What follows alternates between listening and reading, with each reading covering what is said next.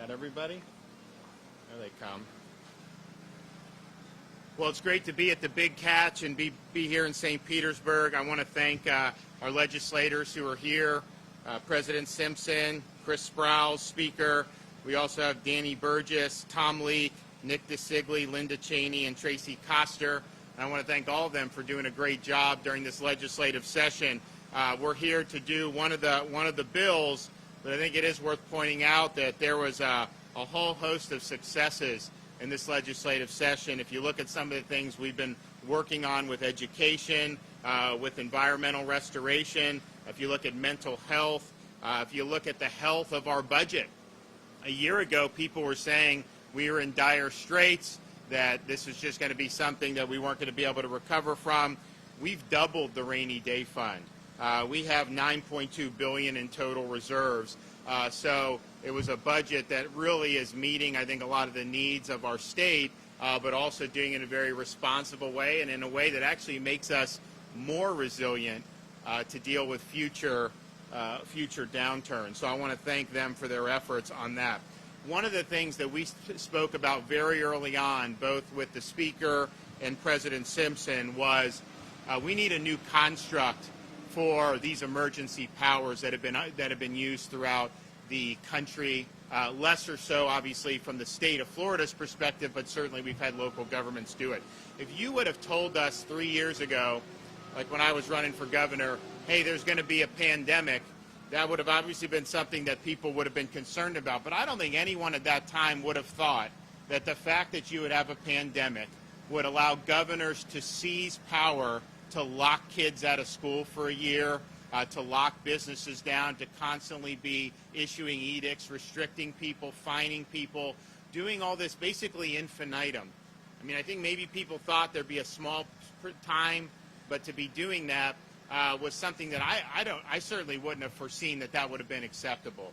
Now, in the state of Florida, we worked very hard, particularly since the summer, to jettison those types of policies, and we focused on lifting people up. We wanted people going back to work. We wanted our kids to be in school. We thought that was very important, that parents have the ability to send their kids to school. And we wanted our economy to be healthy. We wanted our society to be healthy. We wanted people to be happy living in Florida. And so that was the path that we trotted. It was the road less traveled at the time. But I think we're sitting here now and we see the state's much more prosperous as a result of that, and that was the right way. At the same time, you look around, and there have been areas that have been under the yoke of some serious restrictions and lockdowns for months and months and months on end. In fact, you have local governments in other parts of the country. They just did, I read, Brookline, Massachusetts, did an outdoor mask mandate or extended that. Even the CDC says that doesn't make a difference. Washington, D.C. just banned dancing at weddings. So they're literally going to have law enforcement there policing people's weddings that say you can't dance when this is kind of the day you've been waiting for. It's insane. And so I think what the legislature did was very thoughtful. It has my full support.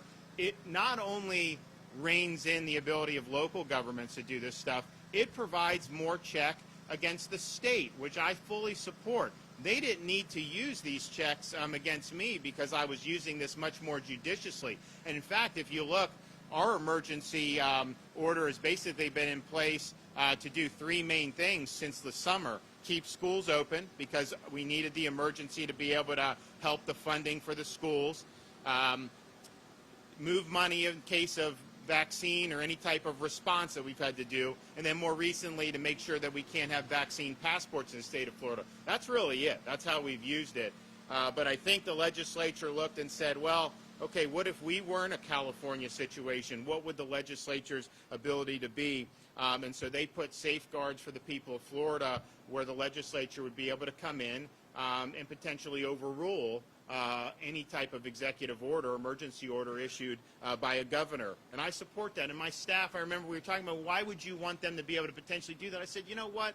If I'm issuing orders that these guys are willing to call themselves back into Tallahassee into like some special session to be able to overrule, then maybe I need to reevaluate what we're doing. And any other governor should have to do that as well. But I think most importantly, was the protections this provides for families, for workers, and for businesses. The legislation creates a default, a legal presumption that during any emergency, our businesses should be free from government mandates to close, and our schools should remain open for in-person instruction for our children. That actually was the pre-COVID pandemic playbook. No one advocated a year-long restriction or lockdown on business or schools like we've seen in these other states. And I think over the last years, we've seen some of the abuses. We want to make sure that we stop that here. Here at the Big Catch, they've had to deal with some of these local ordinances, local restrictions. We're going to have John come up and talk about it. I know they've been fined for doing things, and we want that to be something in the past. Now, since last summer, we've said no fines on individuals, and that's something we suspended. In March, I remitted any outstanding fines for both individuals and businesses. I'm here to tell you at our next clemency meeting, if there's any other outstanding fines on either individuals or businesses, we'll remit that also. Nevertheless, we are here for this bill signing, and I think that the approach here is showing Florida leading the way again, because I think there's other states that would probably go in the different direction. But here are some of the highlights. The bill ensures that neither the state nor local governments can close business or keep kids out of in-person instruction unless they satisfy demanding and continuous justifications. One of the things I think has been so problematic about this is that there are different policies that have been enacted, particularly in other parts of the country, different restrictions or mandates, and they're done. And then even when the evidence refutes the effectiveness or the need or the justification for them, they continue on, and sometimes they're even re-upped. This changes that and makes sure that people are protected. It also says that any local emergency order, excluding hurricane emergencies, are capped at 7-day increments and may only be extended to a maximum duration of 42 days. And most importantly, as governor, I'll have the authority to invalidate a local emergency order if it unnecessarily restricts individual rights or liberties. So what we're doing, and I think also where we find ourselves today in the state of Florida, we have a majority of our adult population has been vaccinated. At this point, the people that haven't been vaccinated is certainly not because a lack of supply or a lack of availability. At the end of December, beginning of January, we had millions of people that wanted it. We had hundreds of thousands of doses. We've worked through the high demand population, particularly the seniors. Over 80% have received shots. As you go further down the age bracket, the demand is simply less. But we have more than enough vaccine. If you want a vaccine, you have an ability to get it. I mean, I think the retail footprint alone is tremendous in the state of Florida. And I know some other folks are trying to figure out, okay, how do we move these vaccines now? I think there have been two very harmful things that have been done recently in terms of increasing vaccine hesitancy.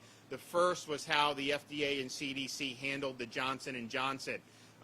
Look, when you're dealing with these vaccines, you always want to see if there's an issue. You can put out appropriate warnings, particularly if it's for a certain demographic, but by hastily taking it effectively off the market, I think that's caused confidence in at least that vaccine to plummet. And that was a very high demand vaccine prior to that happening. So I think that was handled in a way that has increased the hesitancy of people to get the vaccine. And then I think the other thing, quite frankly, is when you have people, particularly in Washington, saying, yeah, get vaccinated, but then make sure you continue to social distance and wear masks all the time. Well, the message that sends to people is that the vaccines don't work.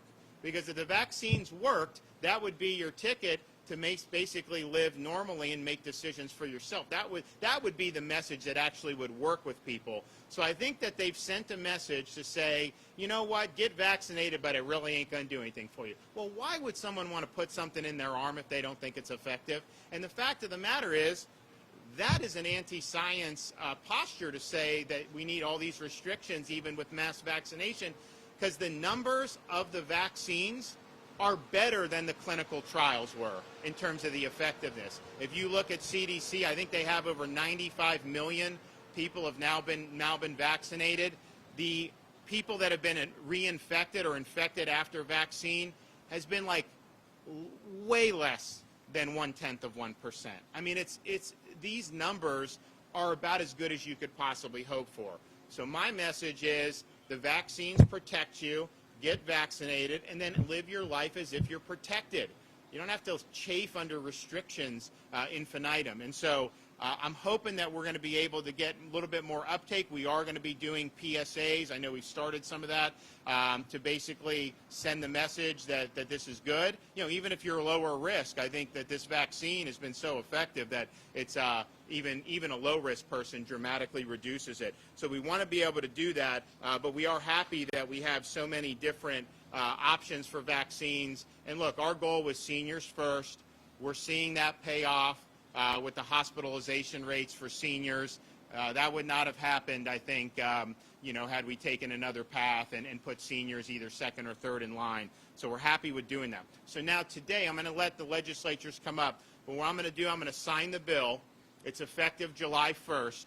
I'll also sign an executive order pursuant to that bill invalidating all remaining local emergency COVID orders effective on July 1st. But then to bridge the gap between then and now, I'm going to suspend, under my executive power, the local emergency orders as it relates to COVID. I think that's the evidence-based thing to do. I think the fact...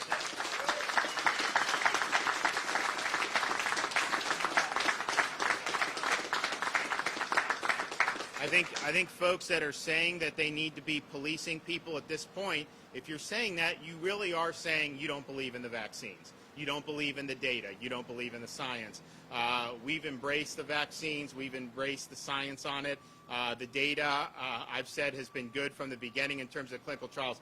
It's even better in real life. And so it's available. We want everyone to get it. And if you get it, just know that the reason you get it is because we want to be able to have people enjoy themselves and live freely in the state of Florida. So thank you guys for doing this. I think that this was something that we don't know what's going to happen in the future, but I think this creates a structure that's going to be a little bit more respectful, I think, of people's businesses, jobs, schools, and personal freedom. So, Senator Simpson.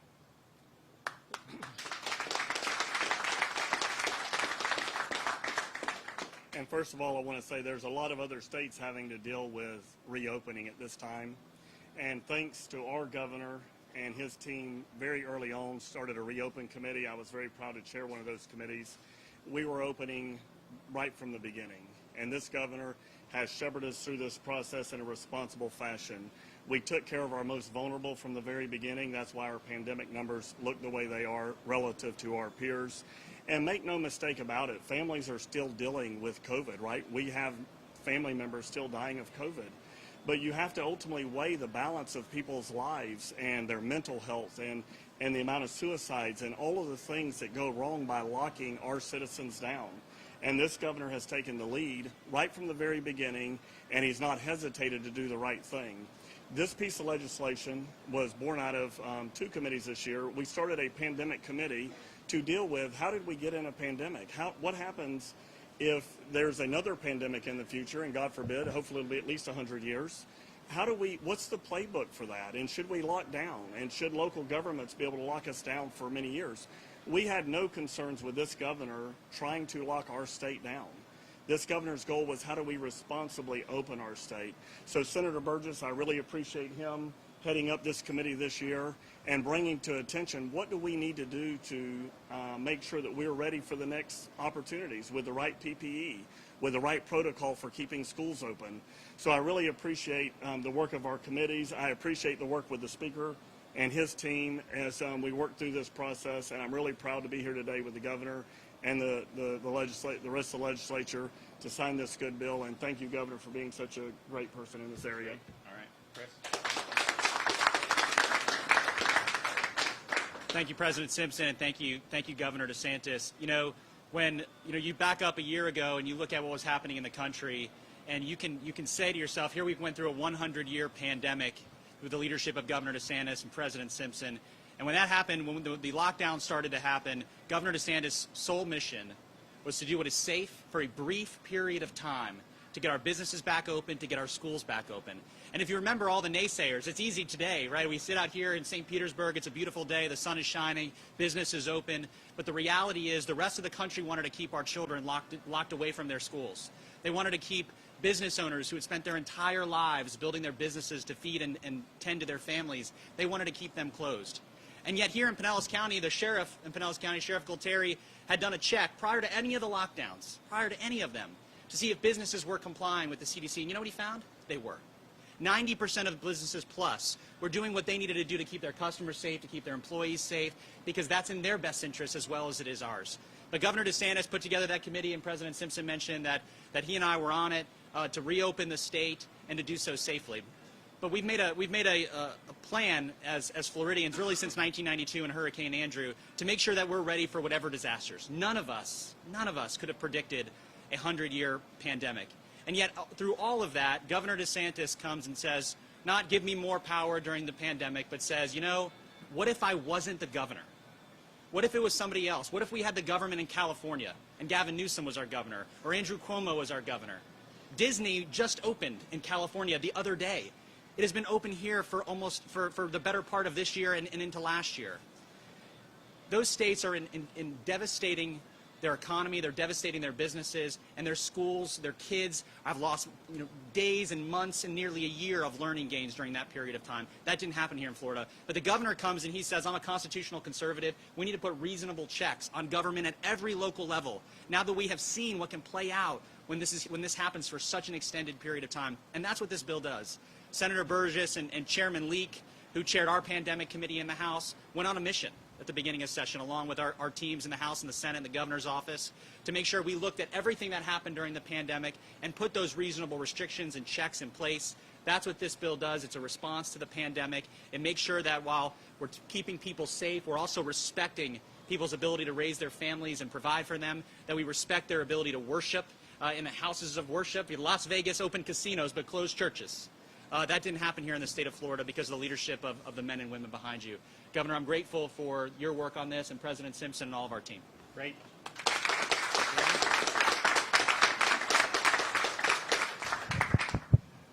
Good afternoon, everybody. Governor, thank you for picking such a great spot. The Big Catch is literally about 100 feet from my Army Reserve unit, and this place is on our rotation for lunch. You know how important lunch is on drill duty? So we'll see you all soon. But Mr. President, I wanted to say thank you so much for trusting me to be able to lead the Select Committee on Pandemic Preparedness and Response. Your sole charge was get us prepared for the next time, when the next time occurs. And so we built this plane as we were flying it. It wasn't easy, but I appreciate so much you giving us that direction, that charge, and having the faith in us to do what we needed to do to make sure that Florida is better prepared going forward. And Mr. Speaker, thank you so much for picking such a great counterpart in the Florida House with Chairman Leak. He's a heck of a guy, and it was a pleasure to work with him, and thank you so much for your commitment on the House side to making sure that we get something done.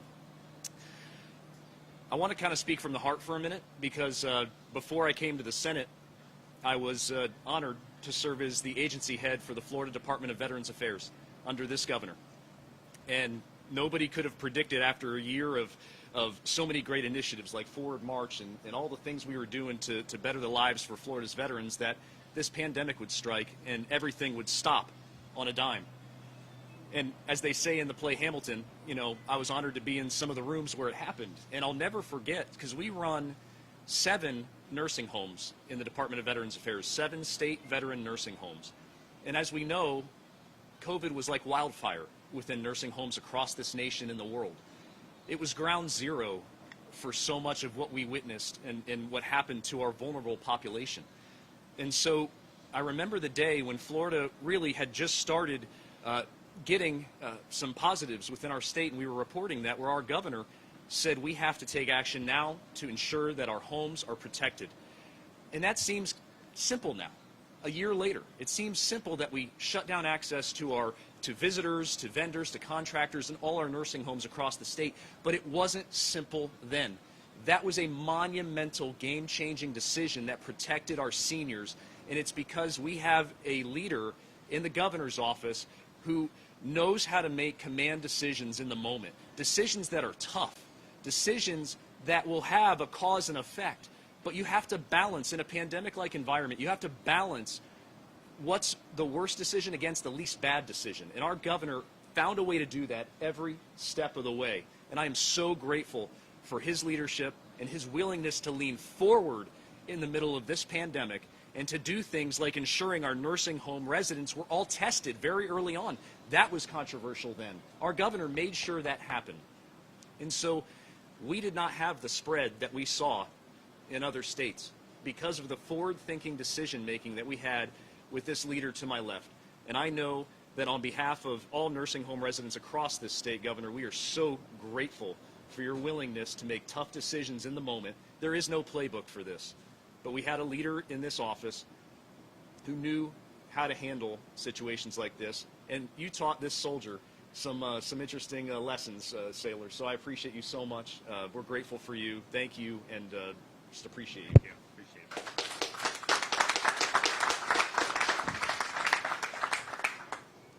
I've got a lot to say. Just kidding. Thank you. I want to start by thanking the governor for this opportunity and for the opportunity to be on the Reopening Florida Task Force and for Senator Simpson and President Simpson's commitment to this legislation, and to Speaker Sprouse for the opportunity to serve him on his leadership team. You know, 13 months ago, we were facing a looming but largely indecipherable crisis. We didn't know what was coming at us. None of us could have imagined that government would order shutdowns of your businesses and force people into isolations into their homes. Just, you couldn't imagine it. Today, what the once novel virus was is less so. We have therapeutics that work, we have vaccinations that save lives, yet the vaccines that we have today don't have the same proven history of safety as the ones we ask our students to get. Hesitancy is real and understandable, particularly for our minority communities. This is a good reminder. The past 13 months have been a good reminder of the extraordinary power with which we have vested our governments. I'm reminded of what Thomas Jefferson said. The natural progress of things is for liberty to yield and for government to gain ground. And I believe in my heart the axiom that a government that is big enough and strong enough to give you everything you want is big enough and strong enough to take everything that you have. This legislation balances people's safety and their personal liberties. So what this legislation does is it makes sure that the state of Florida is planning and preparing for the next public health emergency. It funds the emergency response, it protects individual liberties, it limits government actors, and it provides transparency and accountability for those who would take your liberties. And for that, I'm honored to be here and honored to see this legislation signed. Thank you.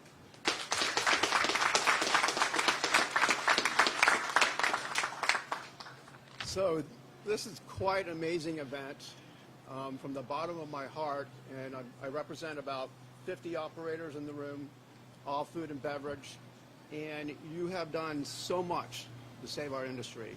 Is he not the best governor of these states?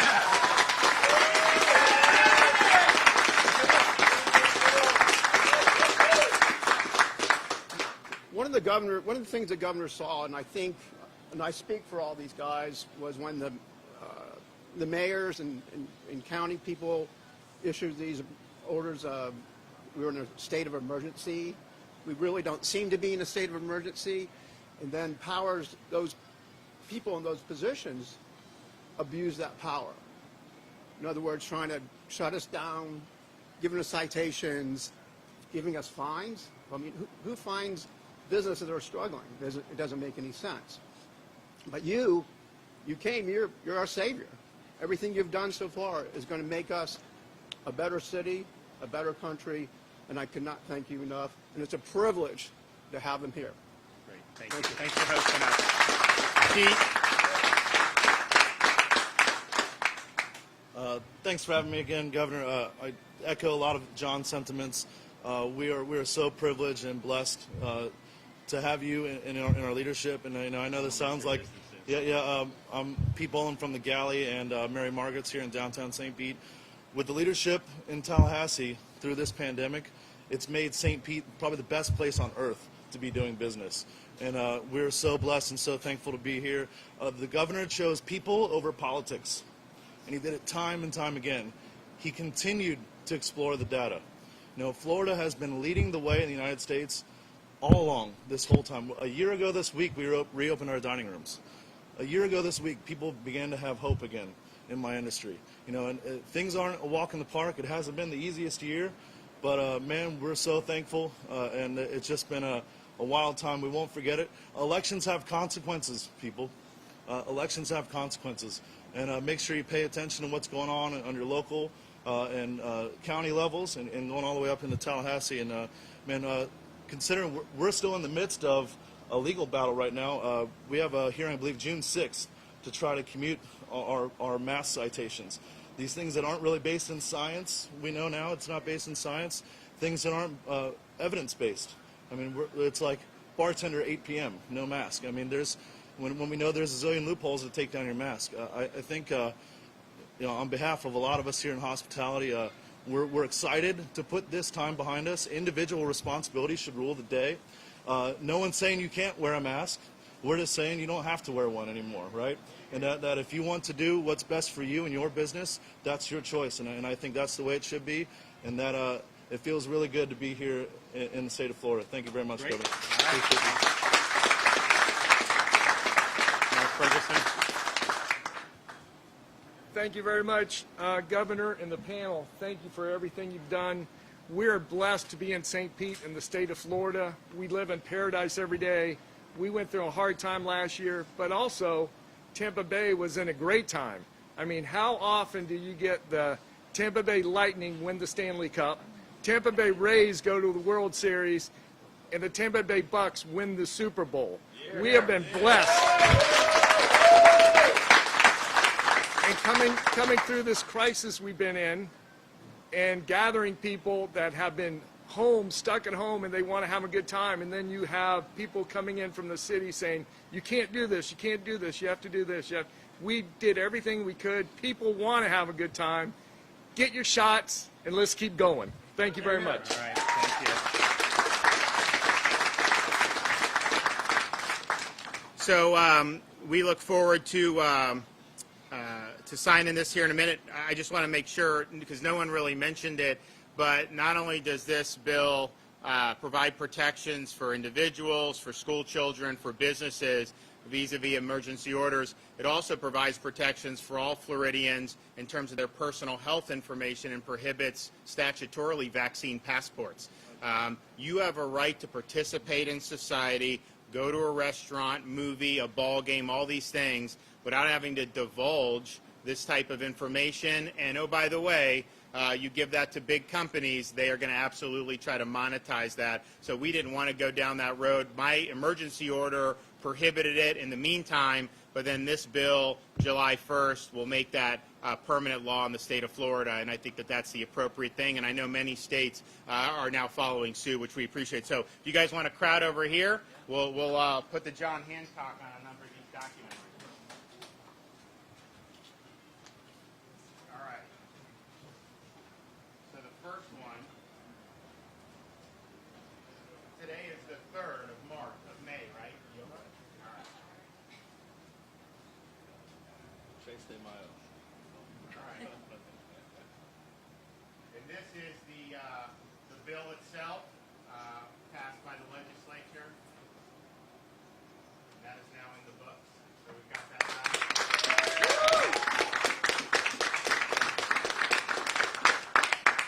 Then pursuant to that, it's effective July 1st, so this executive order is an executive order pursuant to that.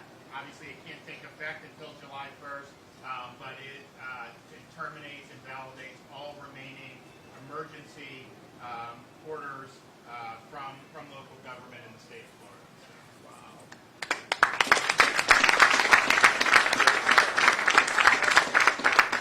And then given the situation we find ourselves in, given that the legislature spoke very clearly about this, given the fact that we have widespread availability of vaccines, that the vaccines are effective, I think these emergency orders, in fact, we're no longer in a state of emergency. All that we have to do to deal with COVID, and we're not done with it, that does not need an emergency posture by local government to be able to do. We're going to be able to handle it. People are going to be able to make decisions, and they have the wherewithal to be able to protect themselves with vaccine if they want. So this order suspends suspends the remaining orders until we get to the permanent invalidation date of July 1st.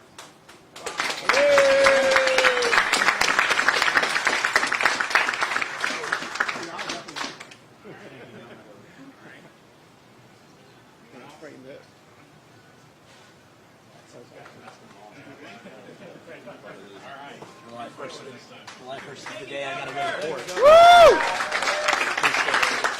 Got any questions? Questions? Yes, ma'am. In terms of local government, city council, county commissions, say, we know our constituents best, we know what's best for our communities. What do you say in response to? Well, I don't think that's I think the question is, what's the evidence tell us? What's the evidence tell us? If we have widespread vaccinations that are over 99% effective, what's the evidence basis to force somebody to wear a mask? Now, or any of these restrictions. Now, we have suspended the fines on this, and so we've protected the people last summer on having that. But at the end of the day, the evidence tells us that we are over a year into this.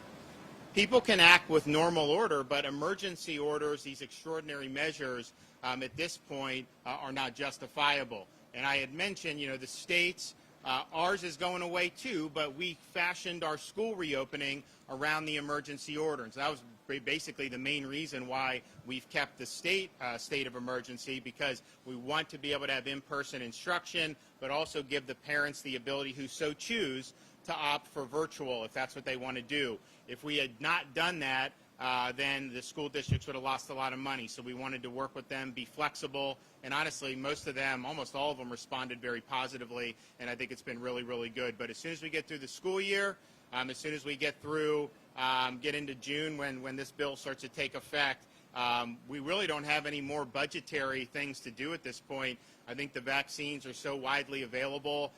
We do have a surplus of vaccines that have built up. The demand has not kept pace with supply, which I had said that a month and a half ago. I said, we're starting to get to where initially the demand far, far exceeded supply.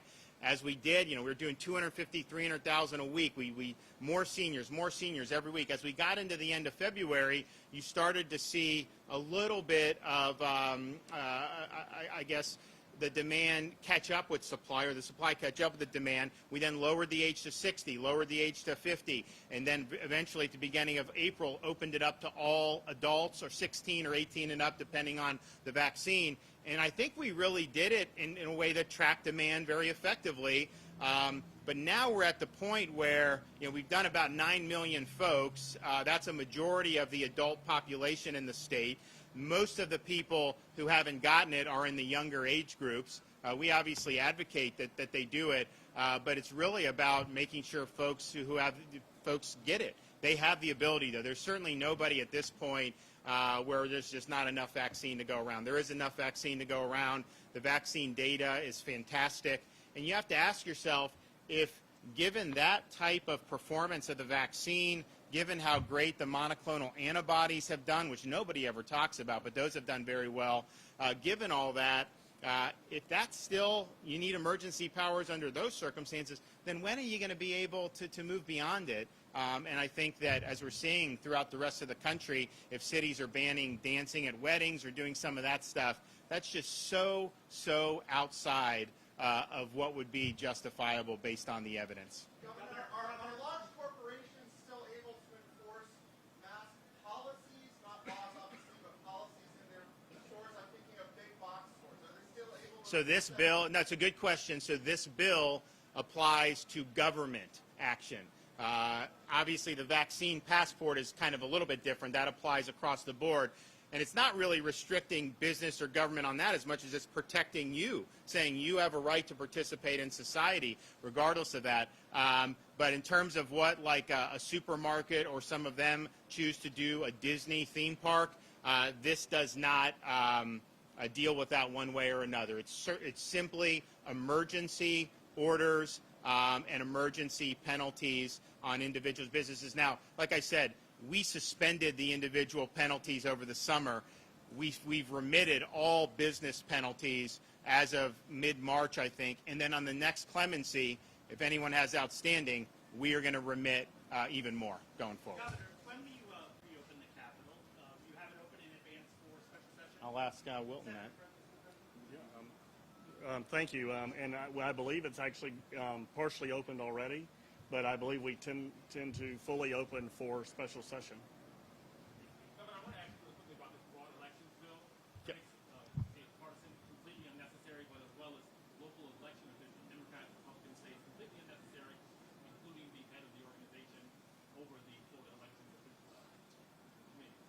So Well, why are they saying that? Man, I'd say a couple things. One, when we took action in Palm Beach and Broward, there were people saying that wasn't necessary. But that turned out to be the right decision. They ran very good elections, much better than they had the 2 years previously. If you look at what they did, having these private groups, these Zuckerbucks, come in and spend millions of dollars to administer elections like they did in Pennsylvania, that is totally unacceptable. And so, yes, that didn't happen at the same level in Florida as it did in some of these other states. But that's a reason to take action before it happens. I think if you look at these mass mail balloting, we have absentee.